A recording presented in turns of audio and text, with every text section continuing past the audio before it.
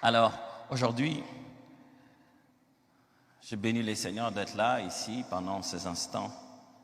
Moi, aujourd'hui, j'aimerais vraiment vous dire et vous prévenir que peut-être que je vous semblerai vous dire beaucoup de choses en même temps.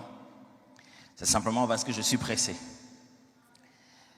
Je suis pressé parce qu'il y a une urgence. L'urgence, c'est le peu de temps qui nous reste avant que Christ ne revienne. L'urgence, c'est le peu de temps qui nous reste selon les promesses qu'il nous a faites. L'urgence, c'est que l'année n'est plus totale. Il nous reste quelques jours, moins 3. L'urgence, c'est qu'on a tellement demandé ça qu'il faudrait qu'on vive ça. C'est pour cette raison que ce matin, j'aimerais que ça soit clair et que ce thème reste dans la tête de chacun d'entre nous. Mettre sa vie en ordre.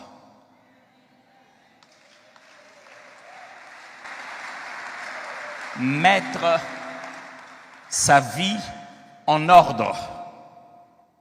C'est urgent de mettre sa vie en ordre. Matthieu chapitre 19, versets 16 à 22. Et voici un homme s'approcha et dit à Jésus, « Maître, que dois-je faire de bon pour avoir la vie éternelle ?» Il répondit, « Pourquoi m'interroges-tu sur ce qui est bon? Un seul est bon. Si tu veux entrer dans la vie, observe les commandements. Lesquels? Lui dit-il. Et Jésus répondit, « Tu ne tueras point, tu ne commettras point d'adultère, tu ne déroberas point, tu ne diras point de faux témoignages, honore ton père et ta mère, et tu aimeras ton prochain comme toi-même. » Le jeune homme lui dit, « J'ai observé toutes ces choses, que me manque-t-il encore ?» Jésus lui dit, « Si tu veux être parfait, va, vends ce que tu possèdes, donne-le aux pauvres, et tu auras un trésor dans le ciel. Puis viens et suis-moi. » Après avoir entendu ces paroles, le jeune homme s'en alla tout triste, car il avait des grands biens. Vous imaginez quelqu'un qui ressent en lui un besoin de perfection, d'amélioration. Il veut remplir les conditions divines pour atteindre une autre dimension de sa façon de plaire à Dieu. Et lorsqu'on lui dit, voici ce qu'il te faut pour mettre ta vie en ordre et pour devenir parfait, la condition qu'on lui donne est si simple, mais il y est tellement attaché à cause de ses richesses qu'il rate. Lui qui a fait toute sa vie à ne pas dérober, à ne pas prendre la femme d'autrui, à ne pas raconter de mauvais témoignages, pendant tout ce temps, il amassait de l'argent. Et c'est la seule chose qu'on lui a demandé, non pas à donner à Jésus, mais à donner aux pauvres. Et il n'a pas pu. Luc chapitre 7, versets 36 à 49. Luc chapitre 7, versets 36 à 49. Un pharisien pria Jésus de manger avec lui. Jésus entra dans la maison du pharisien et s'est mis à table. Et voici une femme pécheresse. J'aimerais que vous reteniez que cette femme avait déjà une réputation telle qu'on n'avait même plus à cacher qui elle était. Et vous savez, les Juifs avaient toujours un langage, de pudeur, pour ne pas dire une prostituée, mais dit une femme pécheresse qui s'est trouvée dans la ville. Et ensuite qu'il était à table dans la maison du pharisien, apporta un vase d'albâtre plein de parfums. Et s'étant derrière aux pieds de Jésus, elle pleurait. Et bientôt, il lui mouilla les pieds de ses larmes, puis les essuya avec ses cheveux, les baisa et le oignit de parfum. Le pharisien qui l'avait invité, voyant cela, dit en lui-même, si cet homme était prophète, il connaîtrait il connaîtrait qui et de quelle espèce est la femme qui le touche. Il connaîtrait que c'est une pécheresse. Jésus prit la parole et lui dit, Simon, j'ai quelque chose à te dire. Maître, parle, répondit-il. Un créancier avait 2 débiteurs. L'un devait 500 deniers et l'autre 50. Comme il n'avait pas de quoi payer, il leur remit à tous 2 leurs dettes. Lesquels l'aimeraient le plus? Simon répondit, celui, je pense, auquel il a le plus remis. Jésus lui dit, tu as bien jugé. Puis Il se tourna vers la femme et dit à Simon, vois-tu, cette femme, je suis entré dans ta maison et tu ne m'as point donné d'eau pour laver mes pieds. Mais elle les a mouillés de ses larmes et les a essuyés avec ses cheveux. Tu ne m'as point donné de baiser. Mais elle, depuis que je suis entré, elle n'a point cessé de baiser les pieds. Tu n'as point versé d'huile sur ma tête, mais elle a versé du parfum sur mes pieds. C'est pourquoi je te l'ai dit, ses nombreux péchés ont été pardonnés, car elle a beaucoup aimé. Mais celui à qui on pardonne peu, aime peu. Et dit à la femme, tes péchés sont pardonnés. Ceux qui étaient à table avec lui se mirent à dire en eux-mêmes, qui est celui-ci qui pardonne même les péchés? Il est urgent ce matin, mes frères et sœurs, de mettre sa vie en ordre. Mais ça signifie quoi, mettre sa vie en ordre? Je viens de lire avec vous deux textes de deux personnes qui ont l'opportunité de mettre leur vie en ordre. Un était riche. Il a juste senti une envie de grandeur. Et si j'ai passé à quelque chose de supérieur de ce que je fais déjà? Déjà que je me sens bien, j'ai accompli toutes les lois. Est-ce qu'on peut passer à plus que ce que je fais déjà de bon? Oh, je me reconnais si bon, comment je peux devenir davantage bon? C'est sa question à Jésus. Et Jésus lui dit, voici les bases, voici les principes, voici la norme. Il dit, bon, ça je fais déjà. Il dit, ok, si tu veux passer à la vitesse supérieure, voici ce que je te demande. Et si Dieu te demandait de passer à la vitesse supérieure en 2021, tu dirais quoi? Oui! Et si tu disais que ça te demande de mettre ta vie en ordre? Je veux passer à la vitesse supérieure, il dit, ok, sans problème. Tu dois mettre ta vie en ordre. Qu'est-ce que je dois faire? Qu'est-ce que je dois faire de plus aux gens? Qu'est-ce que je dois faire de plus pour qu'on sache qui je suis? Non, tu dois juste te dépouiller, toi, de tous tes efforts de la vie et les rendre entre les mains de quelqu'un d'autre. Il dit, ah non, pas ça. Combien de fois, nous tous, nous savons ce qu'il faut faire pendant 2021? On n'est pas prêt à le faire, mais on continue à crier que les choses vont changer. Elles ne vont pas changer si toi, tu ne changes pas. Deuxième cas, c'est une femme qui est déjà consciente qu'elle est pécheresse. En plus, sa réputation est déjà répandue de tous, connue de tous, qu'elle est pécheresse. Elle le sait. Elle apprend qu'elle a l'opportunité de rencontrer quelqu'un qui peut tout changer. Elle le voit comme une personne importante. Vous savez, des femmes d'une telle vie n'ont pas vraiment de vie, pour ainsi le dire. N'ont pas grand-chose à donner à qui que ce soit, personne ne peut hériter. Et elles ont tendance à garder leurs richesses dans des biens précieux, dans des bijoux. Et le parfum de nard plus le vase d'albâtre, c'est un parfait mélange pour donner plus de valeur à une chose aussi précieuse que les parfums à l'époque. Parce que le vase lui-même permettait à ce que le parfum qui est concentré, l'huile parfumée qui est concentrée, puisse mieux vieillir et avoir plus d'odeur. Avec les temps, il en fallait juste un peu et l'odeur restait pendant longtemps. Ce qu'elle tenait, c'était son billet de sortie, sa petite façon de préparer son deuil. Les jours où elle mourait, il y a de quoi vendre pour pouvoir l'enterrer. Elle n'a personne d'autre. C'était sa retraite. Si elle ne travaillait plus, c'était son compte en banque. Même exercice. Exactement même exercice que l'homme riche. Sauf qu'elle, cette femme pécheresse, sa seule richesse, c'était son parfum. Des nards purs dans un vase d'albâtre. Elle vient, personne ne lui a demandé. Elle n'a posé des questions à personne. Elle sait quoi faire.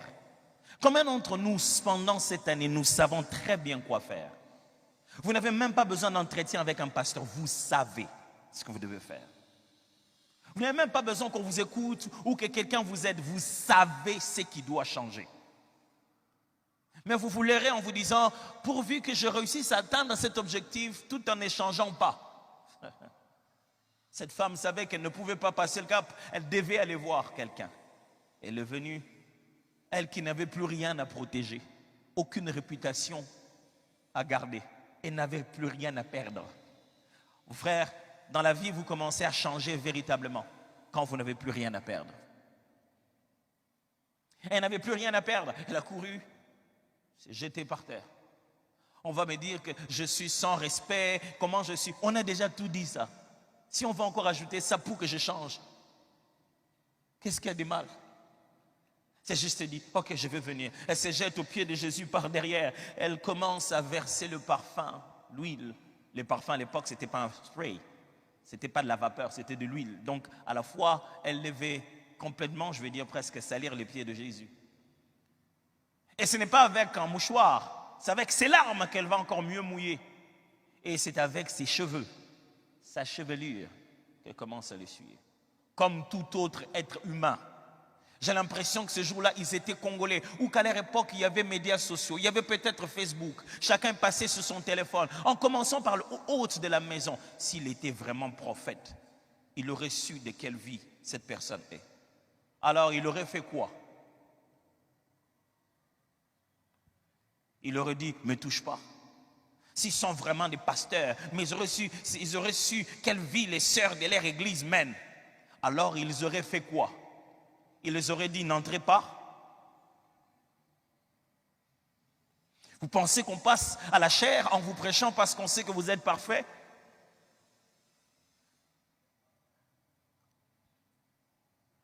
Jésus se tourne vers Simon, il dit, écoute Simon, il y a une histoire que je voudrais te raconter. 2 personnes avaient de dettes, il y en a une qui avait une plus grande dette que l'autre.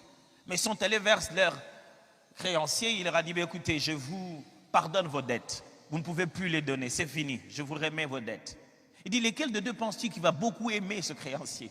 Elle dit, mais c'est lui à qui on a pardonné beaucoup. C'est lui qui avait une grosse dette, quand on lui dit qu'il ne faut plus payer, il va beaucoup aimer. Elle dit, justement, tu es dans cette situation, il y a celle-ci. Voici le standard. Quand j'entre chez toi en tant qu'invité, tu dois moindre d'huile la tête, mettre longue sur mon visage et qui va commencer à se fondre sur moi et faire parfum. Tu dois laver mes pieds parce qu'ils sont dans une région désertique et donc ils marchent avec des sandales et ils sont tous sales. Et là où ils doivent manger, leurs jambes peuvent probablement être à côté de leurs convives. Il fallait les laver. Tu n'as fait aucun de tout ça. Moi, je suis entré chez toi. Cette femme est venue, elle l'a fait. Elle aime beaucoup. Parce qu'elle est consciente que ce qu'on lui a pardonné est beaucoup. Ça ne veut pas dire parce qu'elle a plus péché que toi, mais elle est consciente qu'elle ne pouvait rien faire si elle n'avait pas reçu ce pardon. C'est parce qu'on a tendance à croire qu'on est déjà un peu bien qu'on pense qu'on n'a pas besoin de changement. Jésus dit, il vaut mieux encore pour toi comprendre combien mauvais tu es. Je t'aiderai à changer. Que de croire qu'il suffit juste que je t'ajoute un commandement de plus pour que tu deviennes parfait. Et si je t'ajoutais le seul commandement de plus, est-ce que tu le ferais? La preuve, le jeune homme riche ne l'a pas fait. Je suis suffisamment parfait, je n'ai pas besoin de me défier encore jusqu'au point de donner tout mon argent. Je vais déjà bien, je suis gentil avec les gens. Je vais bien, j'aide de temps en temps les gens. Mais quand Dieu dit, dépouille-toi de ce qui devient ton idole, tu te dis, mange, je suis déjà bien avec les gens, je n'ai pas de problème. Je ne suis pas obligé d'arriver jusque-là. Je vais déjà à l'église chaque dimanche. Est-ce qu'il faut vraiment que il faut que j'ajoute tout ça? Il faut vraiment que je me mette à prier comme tout le monde. Au niveau où j'en suis, je suis déjà bien. Il y en a un qui croit que le niveau où il en est, il est déjà bien. Et si on pouvait lui ajouter quelque chose de facile pour qu'il devienne parfait, il allait le faire. Mais Jésus n'a pas de facilité. Il est clair. Il faut mettre sa vie en ordre. Il y en a une autre qui s'est dit, je suis déjà perdu. Je n'ai plus rien à perdre. Je suis déjà pécheresse et je n'arrive pas à abandonner cette vie. Je ne saurais pas. Si quelqu'un ne m'aide pas, elle tombe par terre, elle s'en fout des gens. Elle sort là-bas, pardonnée, appréciée. Dans une autre version, on parle, dans un autre évangile, on parle du fait que Jésus considère son acte comme prophétique. Elle a posé l'acte de l'embaumement de Jésus. Jésus dit, elle a fait ceci pour mon corps. Elle m'a déjà embaumé, bien avant. Il ajoute, partout où on prêchera l'évangile, on parlera de cette femme. Et je suis en train d'en parler maintenant. Mettre sa vie en ordre, ça signifie quoi? 1. Ça signifie arrêter de faire porter le chapeau de ses actes à Dieu ou au diable. Arrêter de faire porter les chapeaux de ses actes à Dieu ou au diable. Oh oui. En fin de compte, qui l'a fait? Pasteur, c'était pas moi. C'est juste le diable m'en veut con. Qui a ressenti le plaisir? Ce n'était pas toi. Qui a ajouté ce chiffre dans cette facture? Ce n'était pas toi. Qui a dormi toute la nuit pendant qu'il savait qu'il devait se réveiller à 3 heures? Ce n'était pas toi. Qui est en train de promener son téléphone rempli, bourré, sa carte mémoire est remplie de pornographie? Ce n'est pas toi. Quels sont les démons qui se réveillent la nuit pour utiliser ton téléphone? Quel est l'Esprit de Dieu qui t'a poussé, qui t'a inspiré sur un site pornographique? Qui doit porter les chapeaux? Le pentecôtisme a créé un système où ce n'est jamais nous, ça doit être un esprit. Ce n'est jamais nous. Vraiment, je manque un esprit de prière, c'est pourquoi je ne prie pas beaucoup. J'ai été dérangé par un esprit de séduction, c'est pourquoi je suis tombé. Je manque un esprit de consécration. Pasteur, prie pour moi, pour que je sois consacré. Hey, arrête de dormir, consacre-toi, un point c'est tout. Il n'y a pas de prière pour ça. Il est temps de mettre sa vie en ordre. Qui doit porter les chapeaux de ton retard au travail? Qui? Combien de fois on te répète, quand le chef est déjà là, il faut que tu arrives. Et non, les transports étaient difficiles. Comment le transport devient difficile que quand toi tu arrives à l'arrêt de bus?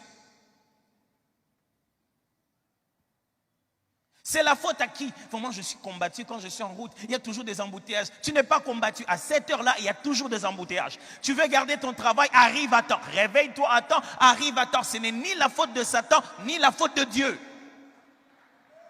Celui qui veut changer sa vie doit commencer par être conscient de ses responsabilités. Ce n'est ni la faute à Satan, ni la faute à Dieu. Mettre sa vie en ordre signifie clarifier ses véritables convictions et les respecter en secret. Clarifier ses véritables convictions et les respecter en secret. Un homme qui était convaincu du judaïsme, un érudit d'une école très élevée de Gamaliel. Il est allé apprendre et il était un super zélé de la religion juive. Et quand il arrive, il était un grand amoureux du temple et il entend dire qu'il y a des disciples dont leur maître a dit qu'il va détruire les temples. Cet homme s'appelait Saul de Tarse, plus tard Paul. Il est motivé dans son cœur par une conviction juste et noble. Au nom de Dieu, il se met à tuer quiconque a parlé en mal du temple. Il est là en train d'attendre. Les gens viennent déposer devant lui leurs habits pendant qu'ils sont en train de flageller, pendant qu'ils sont en train de jeter des cailloux pour tuer Étienne. Il sent qu'il est en train de le faire au nom de Dieu. Mais ses convictions sont fausses jusqu'à ce qu'il ait rencontré le roi de gloire. Voilà ce qu'il dit. Toute ma vie ancienne, je l'ai pris comme de la boue. L'ancienne vie de Paul, ce n'était pas une vie de péché. Non, non, non, non, non, non, non. C'était une vie d'une autre forme de sanctification. C'était un juif pratiquant, un vrai fanatique. Quand il dit que mon ancienne vie était une boue, ce n'est pas pour dire que mon ancienne vie, j'étais impudique. Non. Il dit, je ne comprenais pas dans quoi j'étais. Les convictions que je pensais être justes ne l'étaient pas. J'étais perdu. Cette année, il faut que ça se sache. Est-ce que tu es conscient que Dieu voit partout? Si Dieu voit partout, arrête de mettre tes mains dans les sacs des gens pour voler leur téléphone.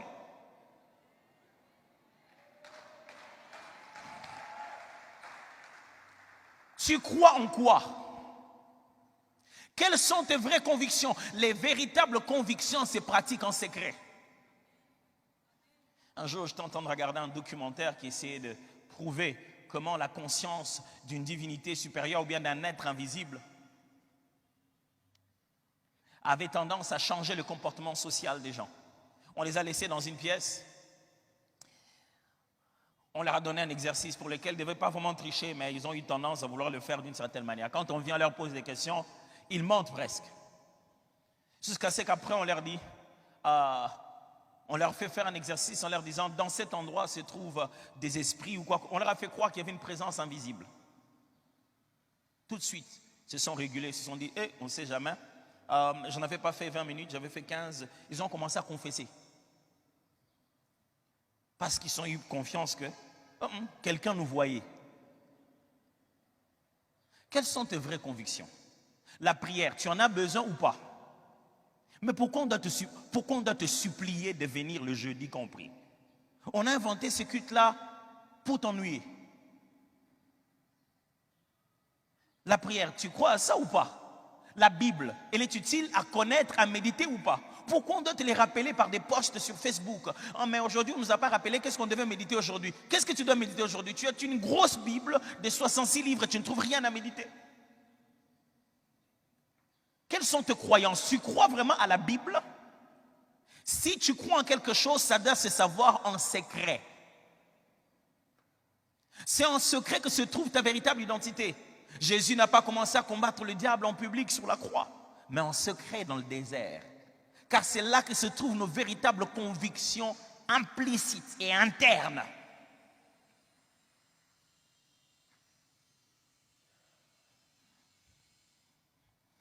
Si tu crois que nous devons donner nos offrandes, pourquoi tu le fais comme ça? Pourquoi tu le fais avec désinvolture? Si tu penses que le fait de pouvoir prendre une partie de ce que nous avons, donner dans la maison de Dieu fait partie de notre devoir, si tu en es convaincu, pourquoi tu le fais comme une blague? Pourquoi tu l'oublies toujours? C'est la vidéo qui doit te le rappeler. Non, tu n'en es pas convaincu. Tu n'en es pas convaincu. Si tu veux voir quelqu'un qui n'en est pas convaincu, il dit oui, hein, oui. Après, il ne le fait pas. Jésus en parle. Il parle de 2 paraboles comme ça. Il parle d'une parabole de 2 enfants. Le premier, le père lui dit, va faire mon travail. Il dit, non, je ne peux pas le faire. Après, il se répand. Il va le faire. Mais un autre dit, va faire mon travail. Il dit, oui, je vais le faire. Tout de suite, je vais le faire, tu vas voir. Après, il ne le fait pas. Lesquels des 2 a obéi? Frère, nous ne venons pas prêcher pour que vous nous puissiez nous dire Amen. La véritable façon de dire Amen, c'est de prendre ces convictions et en faire votre vie secrète. Même quand personne n'est là, au nom d'aucun pasteur, au nom d'aucune église, au nom de Jésus qui vit dans vos cœurs. Que veut dire mettre sa vie en ordre? Ça signifie répandre le contrôle de sa vie et l'abandonner entre les mains du Seigneur. Il y a une petite transition. Reprendre le contrôle de sa vie et après l'abandonner entre les mains du Seigneur. On fait quoi? On reprend le contrôle de sa vie. Oh non, ça ne suffit pas. Récupère le contrôle quand tu l'as perdu. Récupère le contrôle, redeviens responsable. Mais la suite, donne cette vie à Jésus. Abandonne-la entre les mains du Seigneur. C'est quoi abandonner la vie entre les mains du Seigneur? Ça veut simplement dire s'aligner maintenant aux principes divins. Commencer à faire sans questionner ce que Dieu t'a demandé de faire. Ça veut dire qu'il y a une autre volonté à laquelle tu es en train d'obéir. Il y a plus que ce que tu aimes. Il y a au-delà de ce que tu préfères. Il y a ce qui t'a été ordonné, conseillé, orienté. Et la bonne chose, c'est que tout ce que Jésus te dit, c'est pour ton propre bonheur. Dieu n'est pas un tyran qui s'assoit là-bas et te dit, ok, va là-bas, tourne. Nous ne sommes pas des bouffons du roi. Il n'est pas là en train de nous donner des ordres pour qu'il voie comment nos vies vont lui faire plaisir. Non, tout ce que Dieu nous dit, c'est pour notre propre bonheur. Qu'est-ce que Dieu a à faire que tu aies faim, que ton estomac soit vide pendant 30 jours? Ça lui fait quoi? Qu'est-ce que Dieu a à faire que tu ne choisisses pas ses études, mais que tu choisisses les autres? Ça lui fait quoi, lui? Tout ce plan pour lequel il insiste, c'est le plan de notre bonheur à nous.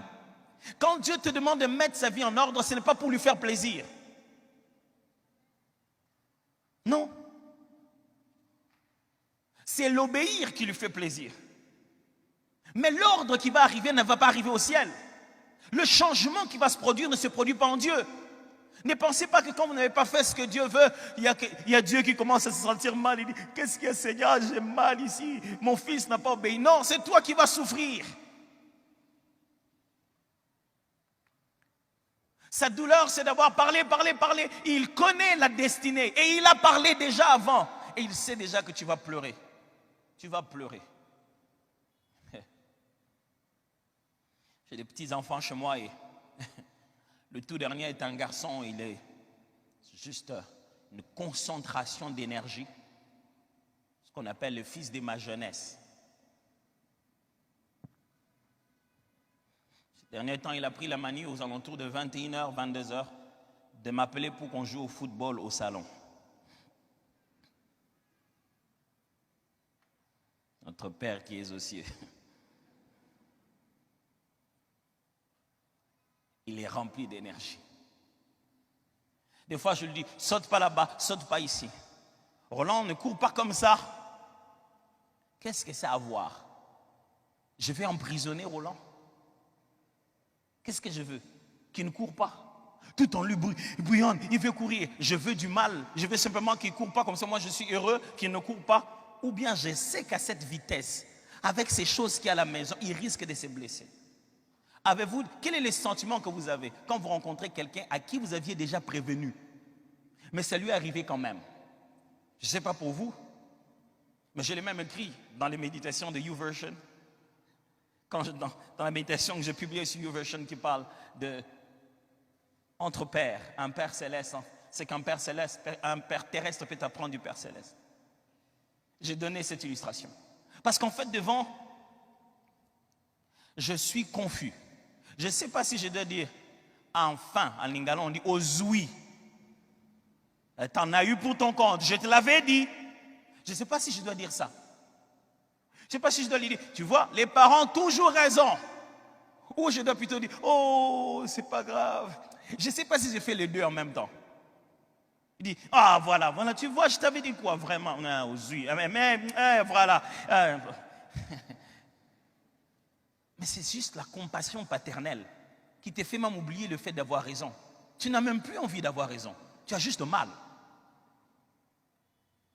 Et même quand tu lèves la voix pour dire tu as raison, ce n'est pas pour avoir raison. C'est juste pour le rappeler que quand je parle avant, il faut écouter. À quoi ça nous sert de passer 31 décembre, veillée de traverser, 1er janvier, prière pour démarrer? À quoi ça nous sert d'écouter notre Père au début pour ne jamais lui obéir dans le reste du temps?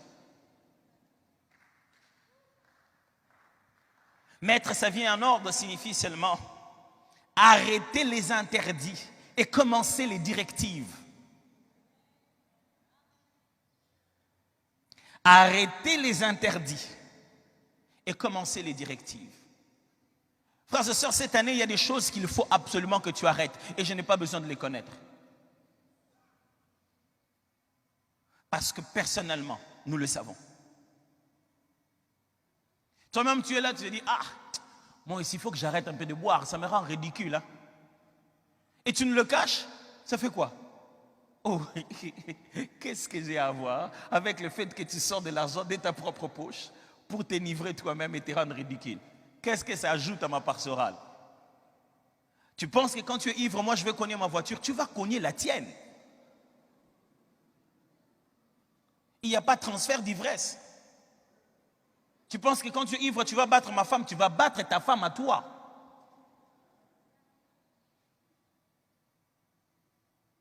Tu penses que si tu es ivre, moi je ne saurais pas préparer ma prédication. Non, c'est toi qui vas rater de présenter ce que tu devais présenter au boulot. Parce que tu te réveilles avec une gueule de bois. Tu as des courbatures partout comme si tu avais le corona. Imagine-toi quelqu'un qui a passé toute sa nuit dans une boîte. Vous pensez qu'il a de l'air, même s'il ajoute le mot nuit à côté de la boîte. Il a préféré suffoquer dans une boîte chaque samedi et nous les cacher à l'église. Frère, alléluia, amen. Est-ce que chaque fois que tu fais ça, le matin quand tu viens, moi je deviens un peu plus gros? Ça change qui? Tu mens à qui? Est-ce que tu ne peux pas te décider finalement? Oh, ma femme ne le sait pas. Oh, est-ce qu'on jouait à cache-cache? Ta femme ne le sait pas, ton corps le sait. Le sang de ton corps sait que tu es devenu malade. À force d'aller vivre ta sexualité avec multiples partenaires, tu es déjà malade. Ton sang le sait. Bientôt, ton médecin va le savoir et ta femme va le savoir. Et nous tous, on va le savoir. Voilà, on finira par savoir. Est-ce que c'est ça? Est-ce que nous jouons à cache-cache? Ce n'est pas ta propre vie que tu dois fixer pour toi-même. Est-ce qu'il est question de savoir? Aujourd'hui, sur les réseaux sociaux, on peut les monter de toutes pièces et les mettre sur ton dos. Le problème ici, c'est le témoignage intérieur et personnel, véridique de ce que toi-même tu sais. Il y a plein d'interdits que Dieu nous a même donnés l'année passée. Ce sont ces mêmes interdits qu'il répète aujourd'hui. Il dit, touche pas à ça. Il faut arrêter les choses qui sont interdites. Mais ça, ce n'est qu'une part. L'autre part, il faut commencer à obéir aux directives. Ça me fait mal que dans notre pays, on parle beaucoup de cette sanctification, d'arrêter les interdits. Mais on n'encourage pas trop la sanctification d'obéir aux directives. On dit que ce n'est pas de la sanctification, c'est de l'excès de grâce, c'est de la graisse. En fin de compte, si on fait qu'encourager les gens, on va les amener dans la mauvaise direction. Regardez combien de fois les apôtres disent, je vous encourage frères, je vous exhorte frères, je vous en conjure, je vous supplie mes frères. Les apôtres supplient les gens, ils les encouragent à la bonne direction. La foi chrétienne, ce n'est pas juste savoir la liste des pas faire. C'est aussi connaître ce qu'il faut faire. C'est en faisant ce qu'il faut faire qu'on n'a plus le temps de faire ce qu'il ne faut pas faire. Ok, je vais le répéter. C'est en se concentrant sur les directives qu'on n'a plus le temps d'aller vers les interdits. Parce que les directives nous occupent au même moment où on aurait censé être occupé par les interdits. Je me rappelle, fiancé, je venais nouvellement. Ma femme venait de me dire oui dans nos fiançailles. J'ai fait un grand travail de préparation et j'ai obtenu ce que je voulais. Elle m'a dit oui et je suis perdu. Une semaine, 2 semaines après, je suis allé voir le pasteur Roland. En toute sincérité, je lui ai dit, papa, je sais tout ce que les fiancés ne doivent pas faire. Mais je ne sais pas ce qu'ils doivent faire. Entre maintenant et se marier, on fait quoi? Plein de fiancés ne savent pas ce qu'il faut faire. C'est pourquoi ils passent tout leur temps à faire ce qu'il ne faut pas faire. Vous savez pourquoi? Parce qu'on leur a seulement dit ce qu'il ne faut pas faire. Et à force d'exposer la loi, on expose le péché. On donne envie de faire ce qui est interdit. Il a ri de moi. J'ai dit, pasteur, mais sanctifié, je sais le faire. Et on ne va pas se toucher, on se voit toujours en public, je connais toutes les règles, mais entre-temps, on fait quoi? Cette année, il faudrait que vous appreniez non seulement à fuir le péché, mais à aller vers la sanctification. Vous ne pouvez pas être réactif. Vous ne pouvez pas attendre où est le péché pour que je puisse le fuir. Toute ta vie, tu es là en train de chercher le péché pour le fuir. Le péché n'est pas la référence. Jésus est la référence. Demande-toi comment je peux devenir de plus en plus comme Jésus. Mettre sa vie en ordre, pourquoi? Pasteur, si tu continues comme ça, je vais quitter l'église. Pourquoi je dois mettre ma vie en ordre? Ok, parce que vous êtes vulnérable dans cet état. Vous voyez comme vous êtes là? Vous le savez vous-même, vous êtes vulnérable. J'ai une mauvaise nouvelle pour vous. Spirituellement, rien n'est caché. Les démons les savent. Les sorciers les savent aussi. Et vous savez qu'ils les savent. C'est pourquoi quand on veut commencer à chasser les démons, vous vous taisez, vous dites, au moins si je ne les chasse pas, ils ne vont pas me déranger, ils ne vont pas parler de mes problèmes. Vous vous trompez. Vous êtes conscient que quand votre vie n'est pas en ordre, vous êtes vulnérable quelque part. Vous ne prenez même pas le courage de riposter contre les attaques de l'ennemi parce que vous savez qu'au fin fond, c'est votre faute. Vous êtes irrésolu. Vous ne savez même pas demander. Vous ne savez même pas exercer votre foi dans certaines choses. Parce que vous dites, est-ce que j'en suis digne? Et vous dites, est-ce que le Seigneur sait ça? Est-ce que je peux insister? Tu ne te sens même pas libre devant ton Père. Deuxièmement, parce que vous risquez des conséquences néfastes. Jésus était clair les jours où il a pardonné les péchés de la femme adultère. Il dit, personne n'était condamné. Il dit, où sont-ils? Ils sont partis. Il était clair. Il dit, personne ne te condamne. Moi non plus, je ne te condamne. Va et ne pêche plus. Oh, il était encore plus clair. Quand on a mené cet homme par ses amis, on l'a fait entrer par le toit, on l'a déposé, il était malade. Jésus, regardant leur foi, il a prié pour cet homme, il était guéri. Il dit, tes péchés te sont pardonnés. Va et ne pêche plus. Il est clair. De peur qu'il ne t'arrive quelque chose de pire. Vous savez, la loi de la satiété, c'est qu'on a tendance à, quand on désire une chose de mauvaise ou quelle qu'elle soit, la chose qu'on convoite, On se sent mal à l'aise quand on l'approche. Le jour où on l'a touché, oh, tu te sens mal après. Pourquoi j'ai fait ça? Après-demain, tu touches, tu te sens moins mal. Après-demain, tu te sens plus mal. C'est la prochaine étape qui va te faire cette peur-là. Et tu vas commencer, oh non, non, non, non. J'ai juste regardé la pornographie. Oh, je ne devais pas au Seigneur. Demain, tu te dis, bon, je connais partout, je vais aller à la pornographie, c'est plus intéressant. Tu commences maintenant à convoiter la bonne. Et puis, tu commences juste à parler, et puis, ah non, non, je ne devais pas, pardonne-moi. Tu envoies le WhatsApp pour dire, pardonne-moi, j'aime ma femme, je ne devais pas dire ça. Demain, tu peux pas un beau cadeau. Maintenant, tu changes de stratégie. Pourquoi? Tu as envie de toucher tout le temps l'interdit.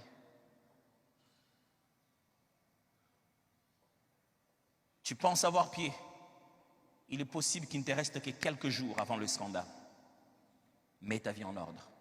Je l'aurais dit. Je l'aurais dit. Je l'aurais prophétisé. Mets ta vie en ordre. Vous devenez nuisible à la destinée des autres quand votre vie est en désordre. Ou avez-vous déjà vécu avec quelqu'un dont la vie est en désordre? Vous ne serez pas heureux d'un mari dont la vie est heureuse, d'un mari dont la vie est en désordre, heureux d'une femme dont la vie est en désordre, heureux d'un grand frère dont la vie est en désordre, d'un père dont la vie est en désordre. Tu ne peux pas partager la vie de quelqu'un qui est en désordre et toi en tirer bonheur. Il va boire comme il veut et c'est toi qui seras le sac à boxe. Il va venir cogner sur toi. Il va t'insulter sur des choses que tu n'as même pas fait. Pourquoi? Parce qu'il vit avec des amis en désordre. Quelqu'un est très tenté ce matin à tourner le regard pour regarder son voisin et dire, moi, tu entends ça? Vraiment, pasteur, parle vraiment qu'il change. Oh, je suis désolé, ce n'est pas à force de parler qu'il va changer. Il doit décider de changer. Et s'il ne décide pas, quelque chose de mal va arriver. Prophète de malheur, non, prédicateur de l'évangile. S'il ne le décide pas, quelque chose de mal va arriver. C'est parce qu'on ne veut pas ce mal qu'on est en train de parler. Pourquoi mettre sa vie en ordre? Parce que votre avenir en dépend. Vous savez, toutes ces bonnes prières qu'on a faites pour 2021, ça dépend de mettre sa vie en ordre. Parce que mettre sa vie en ordre, ça veut dire seulement abandonner le péché. Oh non, non, non, j'ai été clair. C'est arrêter l'interdit et commencer les directives. Tu sais qu'il faut prier et tu passes tout ton temps à regarder les matchs jusqu'à 2 heures du matin. Et puis demain, tu te mets à pleurer. Oh Seigneur, dans notre famille, nous sommes combattus. Pendant les heures du combat, toi, tu regardes le match. Tu dis, mais vraiment, cette église, on n'aide pas les gens. Vraiment, cette église, c'est pourquoi moi, je n'aime pas les grandes églises. Moi, j'ai des problèmes. On aurait pu m'envoyer les intercesseurs. À faire quoi? Toi, tu iras dans la maison de ces intercesseurs pour prier pour eux. Pensez que la vie chrétienne consiste à faire engager les autres pour faire la part de notre responsabilité. Je suis ton pasteur, je ne serai pas jugé à ta place. Aucun intercesseur n'est censé faire ta part de la croissance. On ne te demande pas de prier comme une punition. Tu es en train de grandir. Et Jésus, quand il doit venir te chercher, il doit venir te chercher suffisamment grandi. Les intercesseurs, quand ils vont parler avec Dieu, ils ne vont pas avoir la conversation sur tous les plans. Dieu veut t'écouter toi. C'est toi que Dieu vise, pas les intercesseurs de l'église. Arrête de croire que le système est faible. C'est toi qui ne veux pas grandir. Grandis!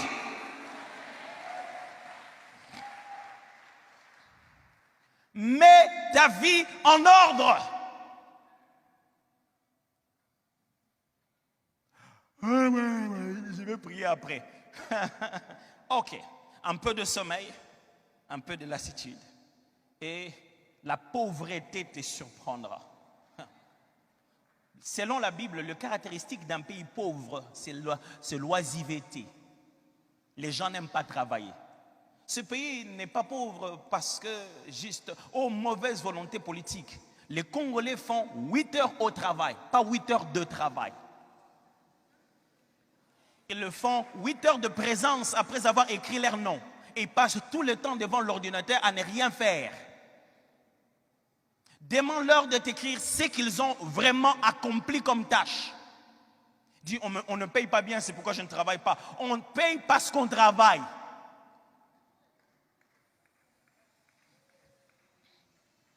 Qu'est-ce qui vous empêche de mettre votre vie en ordre? Qu'est-ce qui empêche d'habitude les gens à mettre leur vie en ordre? 1. La honte des autres. Parce que notre ordre, il est possible que ce ne soit pas leur ordre à eux. Il est possible que notre ordre soit quelque chose qu'eux, ils appellent démodé. Est-ce que tu es prêt à être démodé? Oh oui. Moi, j'étais tout petit avant ma conversion. Je confessais ça à ma femme aujourd'hui, elle va le savoir. Très petit, c'est moi qui avais les goûts. J'étais un vrai fashioniste. C'est-à-dire que j'allais des fois à l'école en noir-blanc et je revenais en rouge-blanc. C'est-à-dire que j'ai gardé ma culotte de gymnastique et j'ai mis mes catchs, donc je suis cool. Je me voyais dans ma tête, chérie, aujourd'hui c'est moi qui ai donné ça aux enfants. Il faut que tu le saches. Je l'avoue devant tout le monde. Et très jeune, quand j'ai donné ma vie au Seigneur Jésus, la première des choses que j'ai arrêté de faire, c'est paraître. Je vais dans ma garde-robe, je prends les choses qui respectent le code de la couleur et je les porte. Oh, je ne vous vise pas du tout. Je ne vise aucun standard pour qu'il soit... Non. Je ne veux pas ça. Quand je me suis converti, je commençais à aller à l'église. Et je l'ai rencontré ici, je l'ai raconté ici la dernière fois. À ce moment-là, le Seigneur n'avait pas permis qu'on ait trop de moyens. Ma mère est allée dans la friperie et elle a acheté des culottes des plages. À l'américaine, c'était gros comme ça, il y avait le ponte ici et c'était bleu ciel. Je m'en souviens très bien, parce qu'on était devenus très amis. Et j'allais à l'église, je prenais ma chemise blanche où on avait les cuissons de notre école, j'enlevais juste les cuissons et je portais ça. Et comme chaussures, j'avais les babouches. Et puisque quand tu te laves avec du savon qui est prévu pour la lessive, tu te laves avec, après tu deviens tout blanc. Ça devient tout blanc comme ça là, sur tes jambes, on appelait ça quand on était petit géographie. Parce que ça avait des formes comme de la géographie. Et on savait que pour fixer la géographie, il faut de l'huile de palme. C'est de mon époque, ils connaissent bien de quoi je parle. Tu vas en mettre suffisamment au point que tu brilles. Quand on dit loin d'huile ma tête, nous on oignait d'abord les jambes, c'est-à-dire, et ma journée déborde.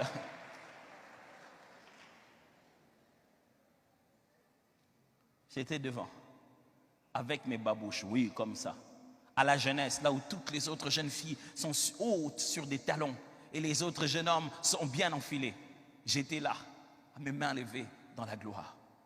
Frère, si tu as honte de gens pour changer, sache qu'ils ne te sauveront jamais. Tu sais quoi? Ils ont honte de te dire d'arrêter. Et toi, tu as honte d'arrêter. Qui perd? Ils voudraient te dire, toi aussi tu dois changer. Et ils ont honte de te le dire. Et toi, tu as honte de changer parce qu'ils risquent de voir que tu as changé. Deuxièmement, la procrastination. Oh, c'est cette habitude qui consiste à se dire, je le ferai demain. Procrastination. Mets ta vie en ordre aujourd'hui, pasteur. Dès que j'aurai l'argent de ce salaire de cette année, je vais donner à cette jeune fille-là, comme ça, elle et moi, c'est fini. Oh. Finis ça maintenant. Non mais pasteur, on risque... Pourquoi nous les hommes, on commet des bêtises et on ne veut pas en subir les conséquences? Ne reporte pas demain ton changement d'aujourd'hui. Pourquoi? Qu'est-ce qui nous empêche de mettre notre vie en ordre? La mauvaise compagnie. Oh, la Bible est claire là-dessus. La mauvaise compagnie corrompt les bonnes mœurs. Ceux qui sont avec toi sont comme toi. Pourquoi tu vas changer? Oh oui, poussins, pareil à l'aiglon, mais lorsqu'ils vont grandir, on se rend compte que l'un a des ailes pour voler plus haut. Mais il est tellement resté dans la basse-cour que personne ne lui a appris à voler. Quitte la basse-cour. Dieu t'a appelé pour la grandeur. Qu'est-ce qui nous empêche de mettre notre vie en ordre? L'esclavage du plaisir. On aimerait bien l'arrêter, mais on aimerait que ça nous fasse le même bien. La quête au plaisir n'a pas de fin. Le plaisir devient de plus en plus cher. Plus on a de l'argent, plus on a envie de se prendre, de se faire plaisir. Mais chaque fois qu'on se fait plaisir, cela n'amène pas toujours le bonheur. Et enfin, le conformisme. Le conformisme. On veut tellement se conformer. Et la Bible est claire, ne vous conformez pas au siècle présent. Ne les faites pas pour être dans l'alignement. Le christianisme, c'est être différent. Ce n'est pas être pareil. Mon temps est fini. Moi, je n'arrive pas à céder ces micros si je ne dois pas vous dire comment mettre sa vie en ordre. Comment?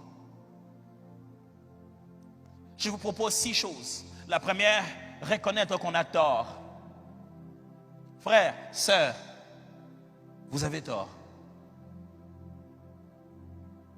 Oh oui, vous avez tort. Pasteur, celui qui avait commencé, c'est pourquoi on ne se parle plus. Tu as tort d'avoir des ennemis et de ne jamais parler à quelqu'un. Tu as tort. Mais pasteur, tu ne sais pas le mal qu'il m'a fait. Tu as tort. Celui qui ne croit pas qu'il a tort ne pense pas qu'il doit changer. Deuxième chose, reconnaître qu'on a besoin d'aide. Non, pasteur, moi-même je vais faire ça. Personne ne va savoir, je vais demander pardon aujourd'hui à Dieu. Demain, je ne vais plus refaire. Mais ça fait 5 ans que tu tentes ce cycle-là et tu n'arrives pas à le briser. Tu ne penses pas que tu as besoin d'aide? La Bible dit, confessez-vous les péchés les uns les autres. La meilleure façon d'avoir la victoire sur l'ennemi, c'est de briser le secret. C'est de briser le secret. Satan te fera croire. Je ne vais pas dire mes choses aux gens. Finalement, on va les raconter à tout le monde. Ne nous le dis pas. Après, tout le monde le saura. Ça sera sur Facebook. On le saura de la très très mauvaise manière. Non, les pasteurs, quand on leur raconte des choses, ils disent ça sur la chair. Depuis que tu viens ici, tu as entendu que je t'ai dit des choses de quelqu'un d'autre aussi. Quelqu'un qui s'est plaint ici, je le dis sur la chair. Il y a suffisamment de choses qui sont dites dans la Bible qui ressemblent à la vie de tout le monde. Je n'ai pas besoin de prendre la tienne. Ce qui est ici ressemble déjà à la tienne.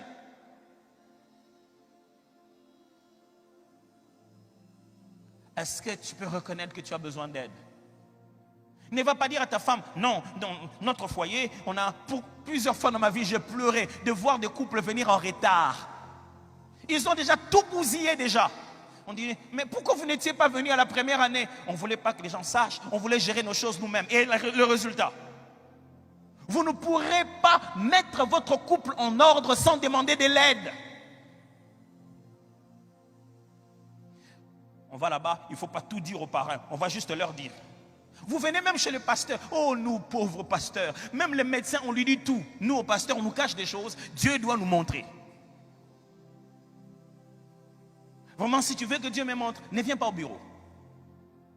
Moi, je reste à la montagne, je cherche. Et comme ça, je vais venir te dire directement. Mais si tu es venu par toi-même, ne jouons pas à cache-cache. Au médecin, on est obligé de lui dire. Et le médecin te dit, tu penses que d'où ça te vient ça? Pourquoi tu as toutes ces apparitions? Je ne sais pas, le matin j'ai vu ça seulement comme ça. Il dit, mais ça, tu sais que ça peut paraître à cause d'une vie sexuelle active. Quelle est ta vie sexuelle? Ah, médecin, vraiment, j'ai des copines à gauche et à droite. Hein. Mais moi, tu dis, pasteur, je suis combattu. Le matin, je me suis réveillé comme ça. J'ai commencé à voir, donne-moi de l'huile.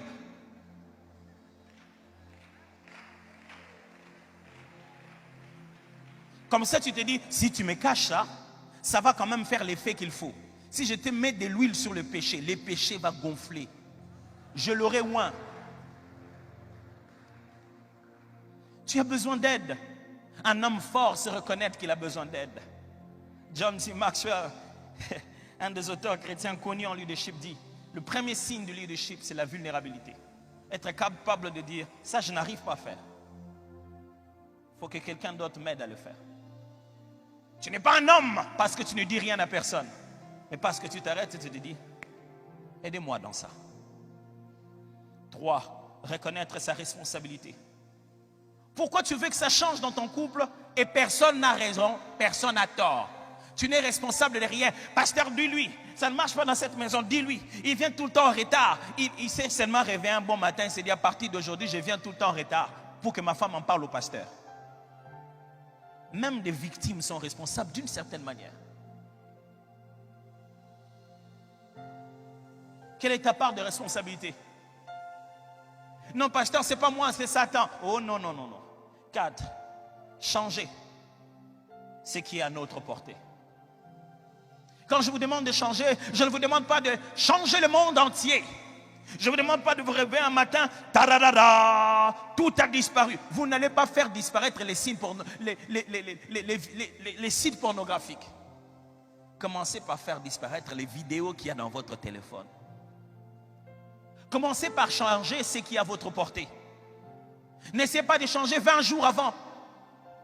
Mais je veux juste me relever. Bon, je veux faire ça la dernière fois et à partir d'aujourd'hui. Et si c'était aujourd'hui le jour, il ne faut jamais le faire. Commencez à changer d'abord ce qui est à votre portée. Non, la vie de prière, le pasteur a parlé vraiment cette année, il faut que je commence à prier. Je vais faire 30 jours. Ne fais pas 30 jours. Commence d'abord par prier le matin avant de partir. Te précipite ça. Te précipite pas. Commence par ce qui est à ta portée d'abord. C'est tout ce que Dieu te demande. Il ne te demande pas d'aller bouleverser le monde. Il te demande de prendre l'argent que tu as, de donner aux pauvres. Jésus dit, tu veux devenir parfait, commence avec ce que tu as. Commence par changer ce que tu tiens dans ta main. Commence avec ton téléphone. Commence par changer de numéro, tu ne mourras pas. Oh non, il y avait tous mes numéros ici et tous mes numéros ici. Mais quand il m'appelle ici, est-ce que tu ne peux pas changer de numéro une fois dans ta vie?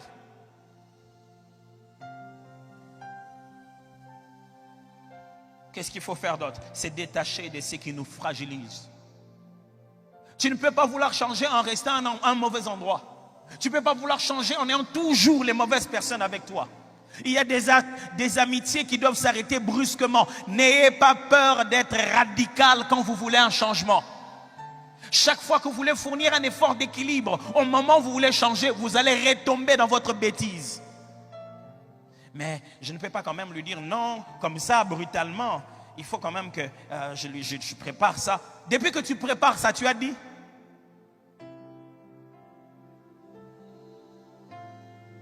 Enfin, être redevable à quelqu'un.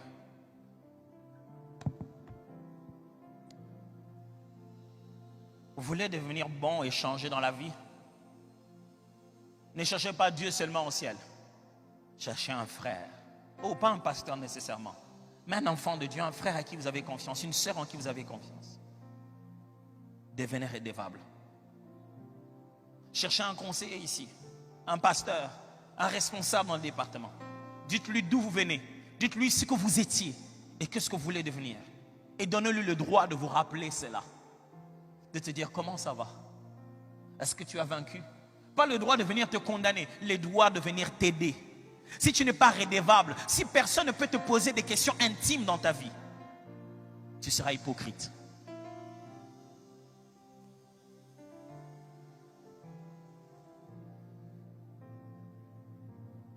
Si tu veux changer, tu dois le faire à la manière de la Bible. La Bible dit, vous devez être redevables les uns aux autres. Est-ce que j'ai été clair ce matin? Je ne sais pas. Est-ce que j'ai dit tout ce qu'il fallait dire? Est-ce que j'ai vraiment mis dans nos cœurs l'urgence de comprendre que cette année ne dépend pas des jours, mais dépend de nous? Est-ce que j'ai été suffisamment clair pour nous rappeler que ce n'est pas question de la gloire de Dieu qui va descendre seulement, mais c'est la décision de nos cœurs qui doit tout changer?